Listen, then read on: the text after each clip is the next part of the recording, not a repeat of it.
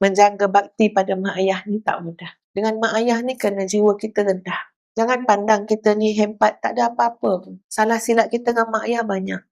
Sebab tu dengan mak ayah kena minta 3 perkara. Di hati kita tu tawaduk dengan mak ayah. Rendah hati dengan mak ayah. Dia selalu rasa tak dapat menyempurnakan. Apa yang 3 perkara ni? Pertama, selalu minta apa? Selalu minta maaf. Jangan tunggu raya je.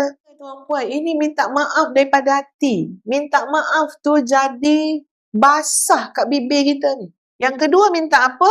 Minta nasihatnya. Tak ada orang paling jujur sayang kat kita ya tuan-puan Seperti seorang ibu lah. Mak sangat jujur tu. Mak tidak mengharap bahagian dia dalam kejayaan kita. Sebab itu, minta nasihat dengan orang yang paling sayang kita. Ini satu benda yang sangat penting. Yang ketiga, minta apa? Minta doa. 3 perkara ni kena minta dengan mak ayah.